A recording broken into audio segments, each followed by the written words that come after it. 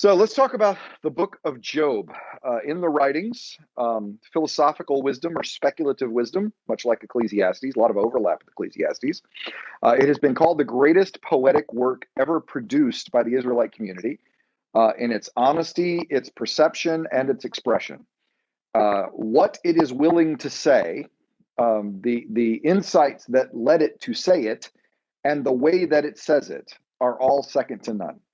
Um, it has a fascinating, unique message, I think, in many ways, and sort of curious insights into what's being said. I mean, I don't. Sometimes I'm not sure what's being said, but what is being said is it's just it's an interesting. It's such an interesting story. It really is. And again, it's poetry. It's beautiful poetry. 42 chapters, and most of it is complex and beautiful poetry. It is so significant. There have been numerous adaptations of the book of Job in culture. And it's inspired different kinds of adaptations. Faust by Goethe in 1772, the opening is directly related, a direct homage to Job. The Trial by Kafka, early 20th century, has an innocent man's encounter with this omnipresent and capricious legal system that he is suffering and can't seem to fight back on. The Mask of Reason by Robert Frost is where God admits to Job that he was showing off for Satan. It's like 1,000 years after Job. Job finally works up the courage to talk to God, and God goes, "Yeah, I was just showing off for Satan." Was basically which really not satisfying in any way. JB, which is it's by Archibald MacLeish, is a play that is about two actors putting on a play based on the book of Job. One of them takes the role of Satan, one of them takes the role of God, and they basically method act the book of Job in a sort of modern adaptation. That was 1950s. That came out.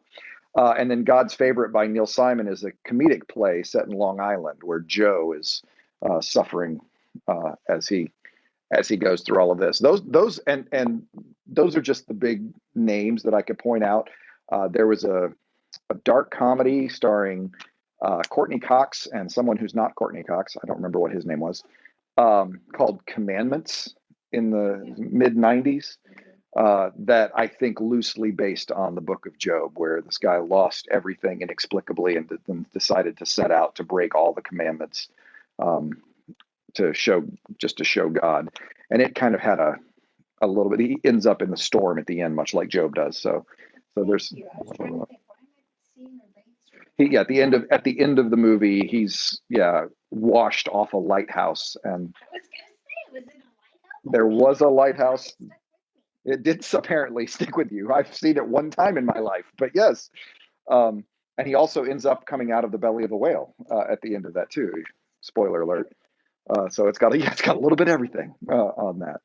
But it's a dark comedy. It's a little twisted, and again, we can talk about how faithful these adaptations are.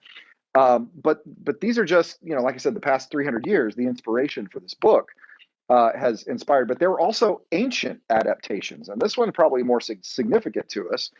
There was a book called The Testament of Job, dates to the first century, and it is sort of a midrashic, sort of a embellishment telling of the story of Job, which of course provides interpretation as it goes. It does closely follow the canonical account, a lot more closely than, frankly, Commandments or some of these other adaptations do. It's got the three friends, it's got the wife, it's got the same kind of story. The one difference is Job knows everything that's going to happen in the Testament of Job, because at the beginning of the story, an angel shows up. This is where it diverges from the canonical text. An angel shows up and tells Job, here's some stuff that's about to happen to you. But if you just have endurance, if you just persevere, if you're just patient, you'll come out on the other side okay. And all throughout the Testament of Job, there's this emphasis on the reward for his patience. And that is significant, I think, for us, because in the canonical, in our Bible, in the book of James, there is this line, you have heard of the patience of Job. And people have tried to make sense of James saying that for years, because if you read the biblical account of Job, the one adjective you would not ascribe to him is patient, at least not in the sense we understand it. I mean, at the end of this, Job actually swears out an affidavit on God, subpoenas God to appear in court to lay out the charges against him. I mean, he demands that God make an accounting of the divine. That's not exactly the act of a patient man when he does this. And so there have been people who have argued that, well, maybe James was being ironic when he said this or sarcastic. Well, you've heard of the patience of Job, but you better bear up better than that. That's never been ultimately convincing to me. I honestly think that James is referencing the non-canonical story. You've heard of the patience of Job. Since that is such a large emphasis on that non-canonical story, I think that's what James is doing. It's not the only time. In fact, there are several places in the New Testament where the author is referencing stories that don't occur there. Probably the most famously confusing one is in the book of Jude, where remember when Michael is debating with Satan over the body of Moses, and then it just goes on in the story, and we're all like, "Wait, what? Where? No, I don't know. I don't know that story. When did that happen?" Well, Jude is obviously referencing a story that the recipients of the letter were well aware of, and so, but this is not uncommon. I mean, again, the authors do well, sermons do this, right? I mean, I could make some joke about Frodo taking the ring to Mordor and then move on. And you all know that's not a biblical account that I'm making a reference of. It's Tolkien. And and there's no sense that people would argue that I was saying that Frodo's canonical in any way, or that Tolkien is canonical. To some, he is. He has his own canon. But the Silmarillion is Apocrypha, I guess. I don't know how that all fits in. Um, but the referencing of external stories to make a point is a common preacher tactic, right? Or Harry, let me tell you about Harry Potter, or whatever you want to talk about. Jude, but anyway, yeah, referencing these external stories is something that, I mean, it would not be out of character for James to do that. And and James wouldn't have had to say, not that Job, the other Job, because they would have all, when they hit the word patience, that would have triggered this story of it. So um, I've always interpreted it that way. I've always felt it made this text make a lot more sense because of my reading of the canonical Job not being particularly patient. This just made a lot more sense to me. So there is some possibility that the canonical story is an ancient adaptation of this story, because there is a Babylonian story called the Poem of the Righteous Sufferer, and it dates to the 14th century BCE. It is sometimes called the Babylonian Theodicy. It is also sometimes titled the Babylonian Job, and it also has a title that's named after its main character, who I could not begin to try to pronounce. It's like 4 words, and they come off as Klingon, so I don't even have a shot at pronouncing the guy's name. I will call it the Poem of the Righteous Sufferer because I know how to say all those words. I would encourage you to put that in your Google machine and see who the main character is, and let you take a swing at that. Yeah, your Google, the interwebs, and see what it says. But it is a Babylonian story, again, and interestingly enough, it dates to the 14th century, 1300s, obviously, BC, and there is evidence of the name of the main character in legal documents of the time. So it seems like it's literally based on this guy's life. This story is where he has been faithful in all of his sacrifices to Marduk and all of the gods of Babylon, and yet he suffers. And not just suffers, he gets legal challenges. His health disappears. They're literally holding a funeral for him while he is on his deathbed, and suddenly he is restored by Marduk at the end. Marduk realizes that, whoa, sorry about that. But he ends up sort of, as he is wrestling with this, I've been faithful and I keep suffering. So the gods must define good and evil differently than we do. Because obviously, if what I'm doing is bringing me evil, it can't be good. And so, I mean, really is this very philosophical line. And I do have these quotes from it, and it sounds very familiar. Listen to this. They've divided all my possessions among foreign riffraff. My city frowns on me as an enemy. Indeed, my land is savage and hostile. My flesh is flaccid. My blood has ebbed away, and I've wallowed in my excrement like a sheep. Do sheep wallow in excrement? Because I would have put pig there myself, but I don't know. Not being a shepherd, I don't know how to. I don't know how that's true. I don't know that. No, pigs would have existed in the ancient Near East because you're not allowed to eat them. So there are many who have speculated that the story of Job that we have is a Babylonian in origin, but an Israelite appropriation of this Babylonian story and a telling of this Babylonian story, which is possible. I mean, we've already shown, first of all, that wisdom literature always was happy to borrow from other wisdom traditions, but also it would be in keeping with, say, the creation story, the flood story, the tower story, where there were all these stories. And the Bible, I've often said, these stories in the Bible is sort of the Bible's way of saying, you have heard it said, but I say unto you. Everybody knows the story of creation, but the Bible says, no, you need to think about creation this way. Everyone knows the story of the tower, the flood. We talked about this. I talked about this in the sermon recently. So that this might be an adaptation in that way. Possibly. It also is possible that is an Edomite story. The people, Job's friends, are a couple of them are from Edomite places. And Edom had an association with wisdom. You can actually see it in the book of Obadiah. When the book of Obadiah, I know you've been reading Obadiah regularly, but in the book of Obadiah, it is basically an oracle that is celebrating the destruction of Edom. And in it says, you who thought yourself so wise, how God has brought you low, basically. It's really tagging into that wisdom association we've talked about. So it does seem that it could be. Also, Job is called the greatest of all the people of the East. Edom is east of Israel, just a little bit, southeast. So is Babylon. So how far east? I don't know. Or is it just a traditional Israelite story? Could be that as well. Meg's dad's sheep do not roll in their excrement. Okay, so this is a Babylonian sheep. This is part of his righteous suffering. His sheep even screw up their wool, even his sheep. Who wants to shear a sheep who's been rolling in their excrement? That's how bad things are going. And on top of losing my health and my job, my sheep keep rolling around in excrement. So, yeah, just one more thing. So we don't, I come to the end of I just don't have any idea where Job comes from. I just don't. I mean, you could convince me it was an adaptation of the Babylonian story, and I would be fine with it. You could convince me it was an Edomite story, and I would be fine with it. You could convince me it was an Israelite story, and I would be fine with it. Though it is interesting that this is an acknowledgement of a non-Israelite, a celebration of a non-Israelite. Job is not Israelite. He's not Jewish, certainly, but he's also not even from the tribes of Israel. He is completely external. He's a Gentile in this story, which is really kind of cool. Everyone agrees the composition of this book is complicated. Nobody agrees how it works itself out, because there's really sort of two parts to the book. There's the prose introduction and conclusion, and the huge poetic middle. And so you will have people speculate, okay, see, the poetic middle, that's the oldest part that dates maybe even to the patriarchal period, that's been kept alive orally for all these generations.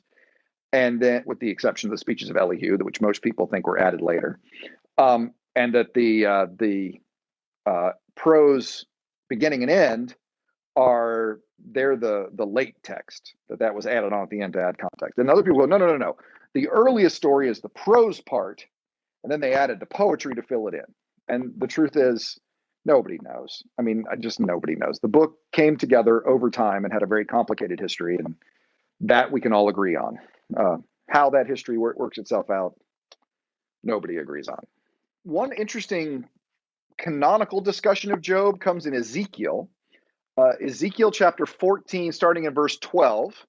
Ezekiel says, "The word of the Lord came to me, mortal or son of man, when a land sins against me by acting faithlessly, and I stretch out my hand against it and break its staff of bread and send famine upon it and cut off from it human beings and animals, even if Noah, Daniel, and Job, these three, were in it, they would save only their own lives by their righteousness, says the Lord God."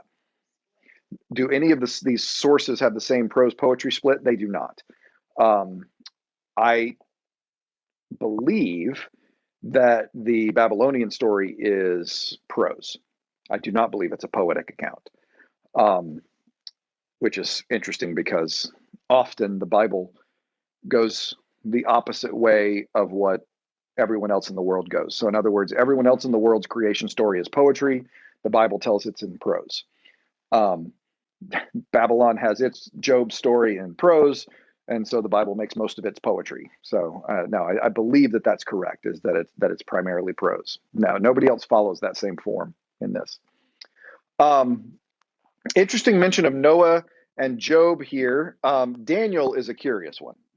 And I think, and most people agree, that this Daniel that is mentioned here is not the Daniel that you think of from the book of Daniel. In fact, the way it's spelled in the Hebrew is actually Dan-el, not Daniel. It doesn't have the God is my judge. It's just God's judge or something like that. Noah and Job, both non-Israelite righteous people. There is a story that is told in the ancient Near East, and the title of it is called The Tale of Akhat, A-Q-H-A-T, most times it's spelled. It's a Ugaritic story. It's found in the documents at Ugarit in 1954.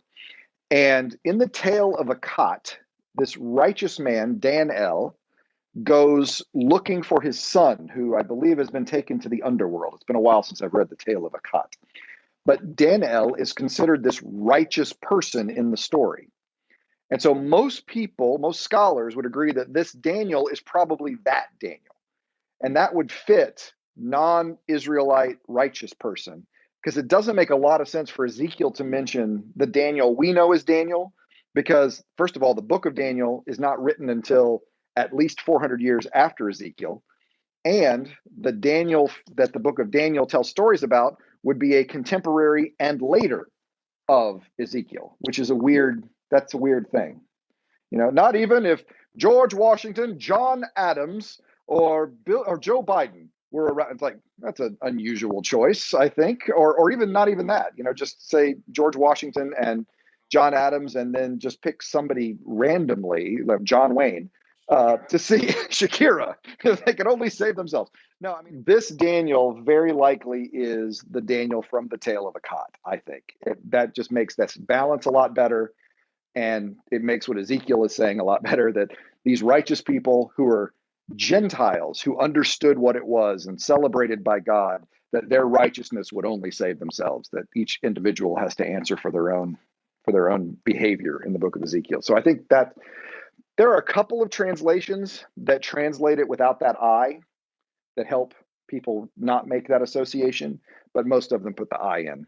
So, which is, I think, an unfortunate, because it's so easy to make that association when you do that. So, as I said, most of the book is complex and beautiful poetry, chapters 3 to 41, with the prose beginning and the prose ending. Chapters 1 and 2 at the beginning, chapter 42 at the end. 1 and 2 set up the story in the introduction. I will say this: if the speeches, the cycle of speeches here in 3 to 41, if you count God, if those came first, it is interesting that people would write a story like that without explaining what's going on, because you really don't know what's happening if you don't have chapters 1 and 2. You'd just be completely lost if the story opens with Job cursing the day he was born. I mean, you could catch up pretty quick, because I'm innocent and God's punishing me, and I mean, it would simply be told from the human perspective, but it would really be a let the audience catch up kind of, those movies that just throw you in the deep end and you have to kind of catch up what's going on. That's what Job would be like without the intro. More of a British movie, as opposed to, say, an American movie that likes to hold your hand and explain everything and walk you through as we go through that. So I'm an American, so it still confuses me to not have 1 and 2. So anyway. 3 through 37, we get the cycle of speeches from Job and his friends. What happens is Job opens in chapter 3, and then after that, his 3 friends, although there's kind of 4, respond to Job's speech. So Job speaks, a friend speaks, Job responds, another friend speaks, Job responds, another friend speaks, Job responds, and they do that a couple times.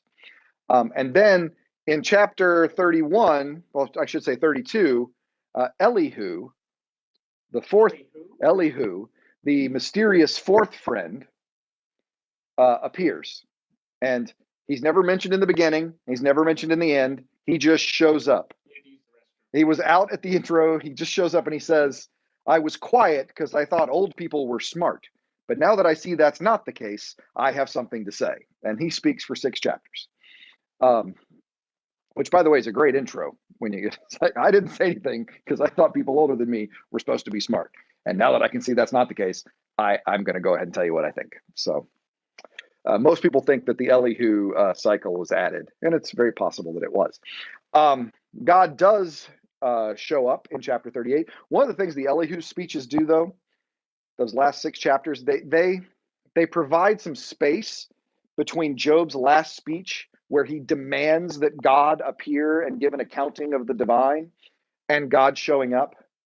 And so you don't have Job summoning God, which kind of would, yeah, exactly, that kind of diminish God a little bit. I think if Job can snap his fingers and God appears, I think that would probably do. So Elihu does provide a little space that Yahweh shows up when Yahweh's ready to show up, and not when Job demands that Yahweh show up. So I think that's significant. But Yahweh, boy, does Yahweh show up, man. Speeches of God in Job 38:41 are something. And we're going to go into them in some depth, but God doesn't just show up. God bursts open the doors and shows up. And then at the end, you get the epilogue, which sort of wraps everything up and ties it into a nice bow. For that reason, many people think it might have been added later, much like the issue we talked about with Ecclesiastes, that, got a nice bow on the story. So must be added later, even though the Babylonian story also has a bow on it at the end. So, see, people like happy endings throughout history. Everybody likes a happy ending. For the most part, it's a happy ending. We'll try and just ignore how hard it was. So this is a question I like to ask. What is Job about? And you would think it would be fairly obvious, but it's not. People fight about what the book of Job is about. One of probably the most common thoughts regarding the book of Job, and I'll share my feelings on it later, but they think it's a Jewish theodicy.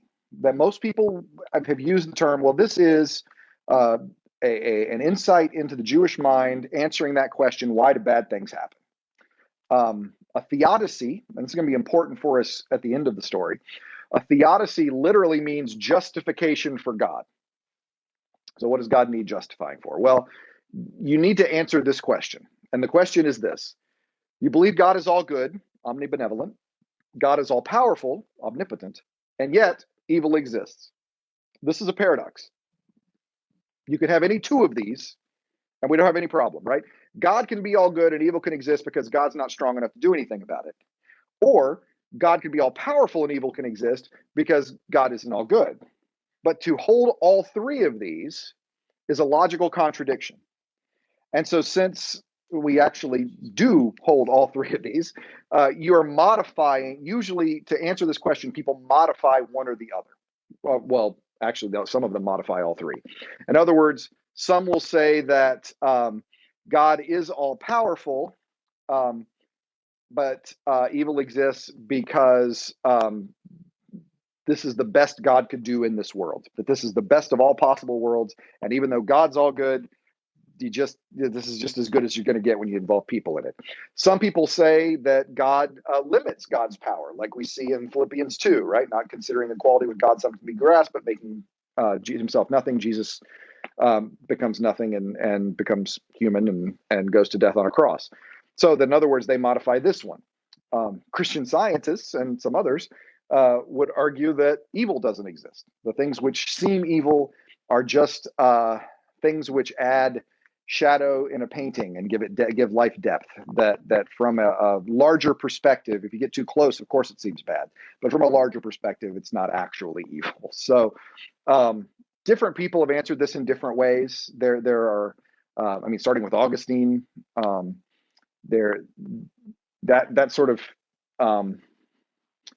Augustine was the one who sort of limited this for the first time by arguing that people have free will and make choices, and so God is limited power in that regard. As long as God is the one limiting God's power, you're not compromising God's power. God's compromising God's power. So, and Irenaeus is famously calls this place a place of soul building. So the bad things aren't really bad, but they're the things that, what doesn't kill you makes you stronger. You just be amazed what you can live through in this world. So, okay. So people have argued that the book of Job is sort of the Jewish answer to this question. I should probably just go ahead and tell you, spoiler alert, I don't think that's the case. I don't think it's a Jewish theodicy. I think if you're going to read the book of Job in answering the questions of theodicy, you're going to come up with a really unhelpful and very troubling theodicy at the end of the day. So, but we'll talk more about that at the end of our journey when we talk about what the story of Job is about. Who is Job about? Well, that's another good question. You think Job is the answer, but God and Satan, and I've added the V to make it look like a legal battle as opposed to verses, right? So, yeah, well, it's God trying to make a point to Satan. Many people read this story as. So others say no, it's Satan trying to make an example out of Job. Others say no, it's God versus Job in the story. Of course, the clever among you, any reader of the Old Testament is going to ask, who is this Satan character anyway? And where is this Satan character even coming from?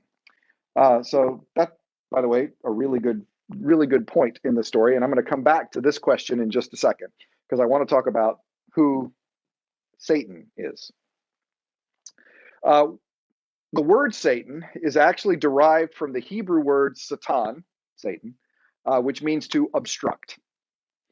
The word is used, the verb is used regularly in the Old Testament for human beings who are impeding other people or accusing other people, like in a lawsuit. They don't have to just, I mean, sometimes they're standing in front of them, yes, and sometimes they're enemies, and sometimes they're just speaking against them. And that person could be Satan as well. I mean, you could use this verb in biblical Hebrew to describe offensive and defensive lines in football, because they are standing opposite one another. They're obstructing one another, if you will. It would be a nice word to do that. I have a couple of references. If you can't see it, you probably can't see it very well. I apologize for that. But the place where it's used of people, 1 Samuel 29:4, 2 Samuel 19:22, 1 Kings 5:4. Those are just three places where you could find that verb being used. Occasionally, the word Satan, and when I say occasionally, 4 times, the word Satan is used to refer to a non-human character. And in all 4 of those cases, at least clearly in 3 of them, I think in all 4 of them, but absolutely explicitly in 3 of them, Satan, is being used to describe a creature who's part of the divine council, one of these divine beings. You might remember that I've said before, the word, there's no word in Hebrew for angel. There's a word messenger, and messengers can be human or messengers can be divine. So if you're reading in the Old Testament and you see the word angel, there's a very good chance the translator thought he saw this word messenger and he thought, you know what, it's a divine messenger, and I want the reader to make sure that's clear. And so they've added the word angel. Like you'll sometimes see it in when Elijah is running away and he's met in the wilderness and is made dinner by a messenger of the Lord. That's sometimes translated angel because it's a messenger of the Lord who is providing him food at the time. Sometimes, if you want to make absolutely clear it's a divine being, then the Bible will name them.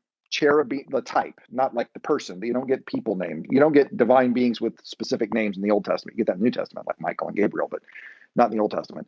But you get types. Cherubim, who were those terrifying composite creatures with, lion bodies and human heads and eagle wings and, ox bodies and lion feet. I mean, it's huge, terrifying animals that were always guardians of a royal palace. The idea being the king was the one who was able to control these incredibly powerful beings. So cherubim are not little floating naked babies. I don't know when that happened in history, but at some point it did, and we've lost the meaning because cherubs are terrifying. They're giant.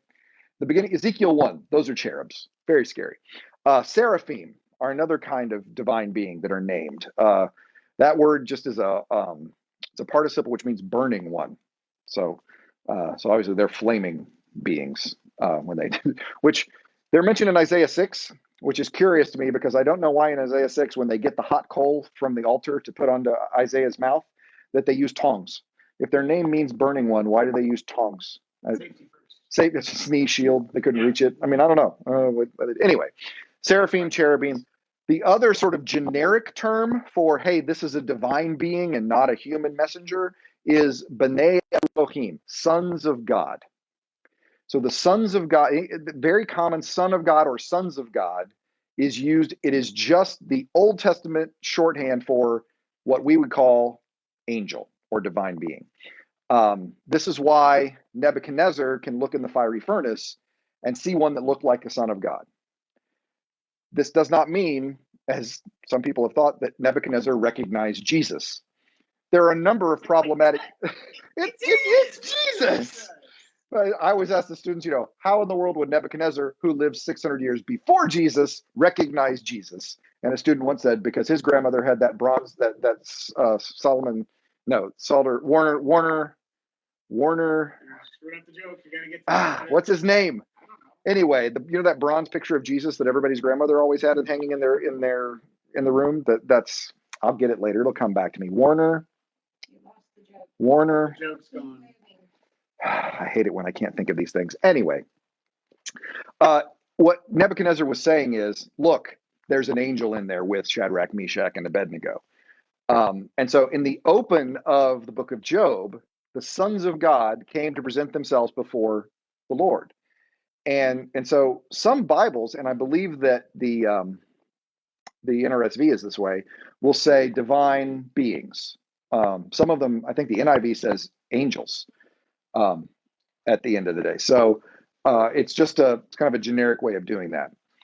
So in at least 3, and I would argue all 4 of the occurrences of the word Satan in the Old Testament, it is associated with these B'nai Elohim, these sons of God.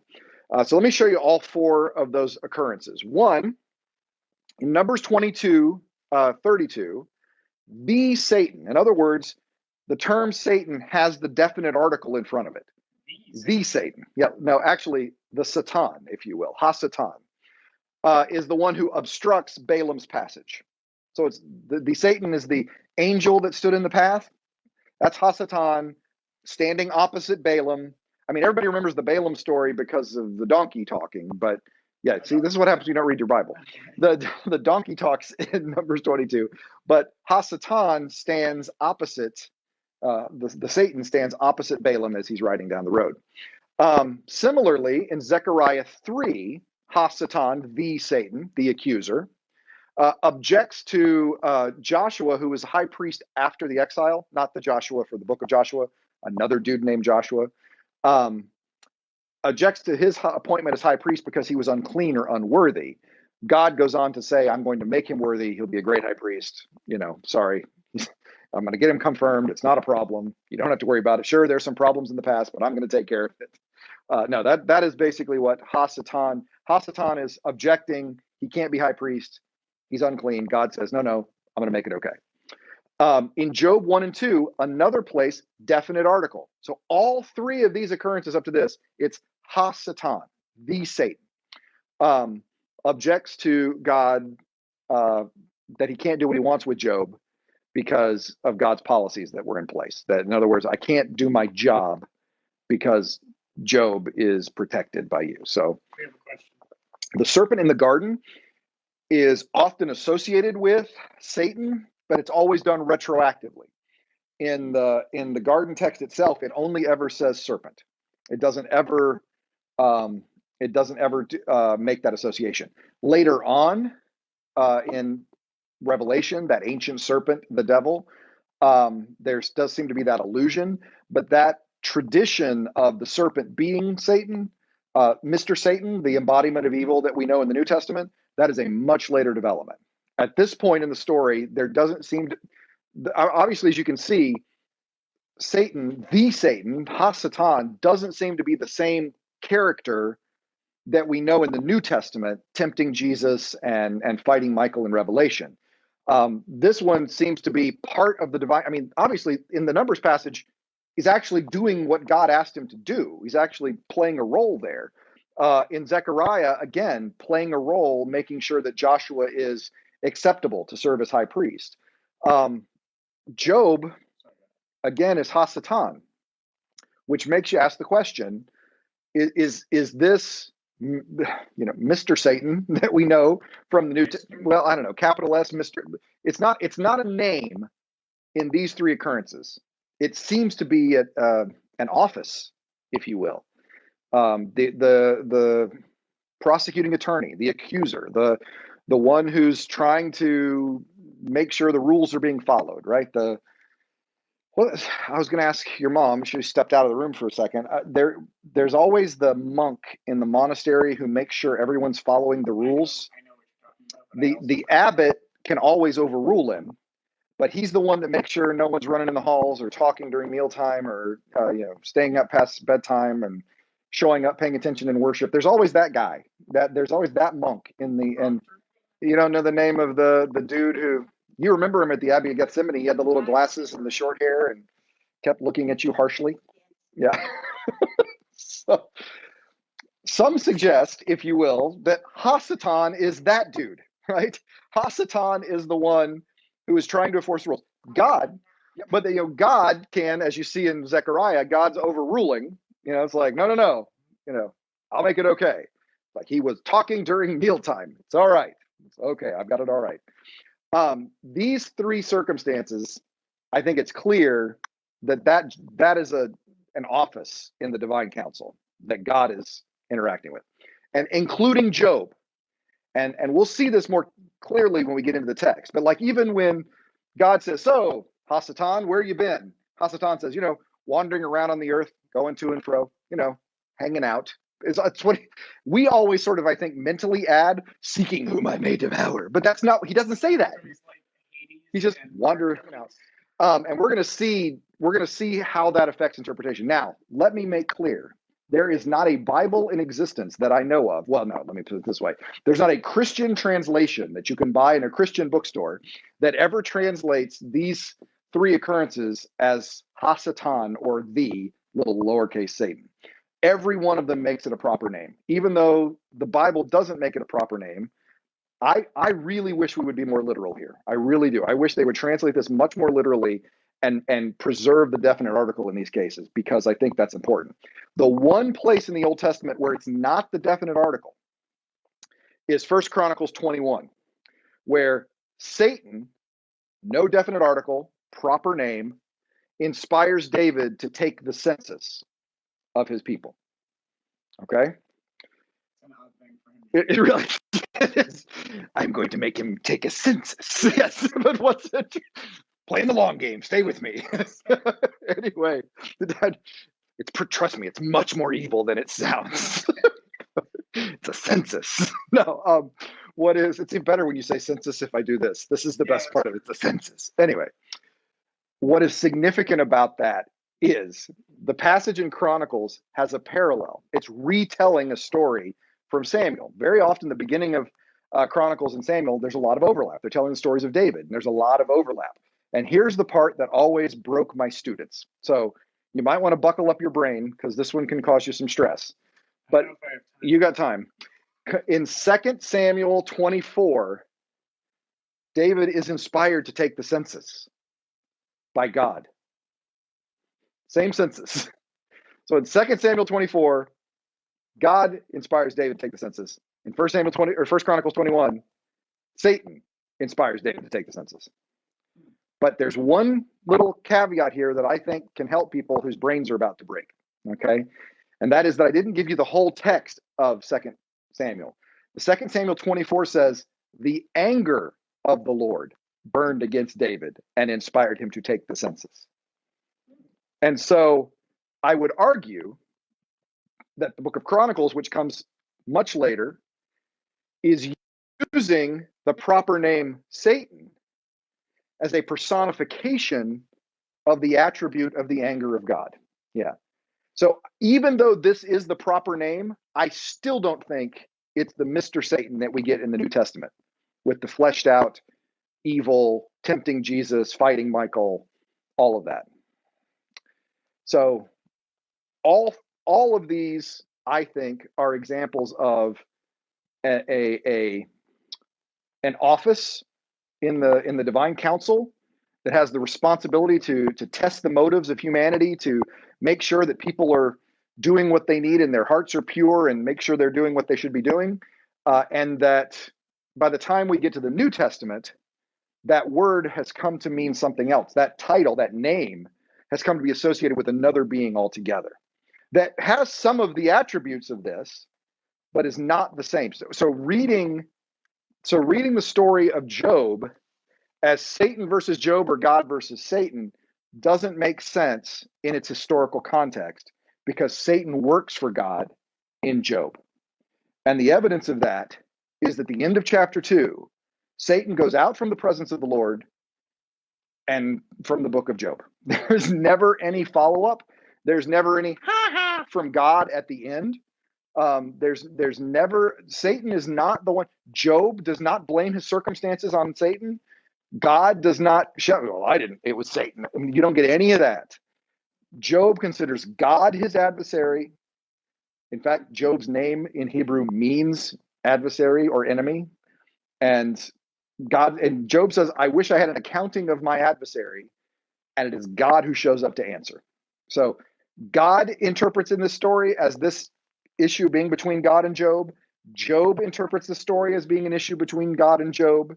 And so I think it would be much better for the reading of the book of Job to read Satan as Hasatan, or translated, the accuser, or the prosecuting attorney, or the prior. Is that what they are? I don't know. Maybe I think that is. I think it's the prior in the monastery who does that. Right. Anyway, whose job it is to make sure that everybody's following the rules. I think that is a better translation of the name in Job. And that's one of the reasons I wanted to spend tonight just sort of on this background, because the presuppositions going in affect how you read the rest of the book. And so I think, trying to navigate who this is, who the story of Job is about, what the story of Job is about, is going to help us as we get into the story of Job.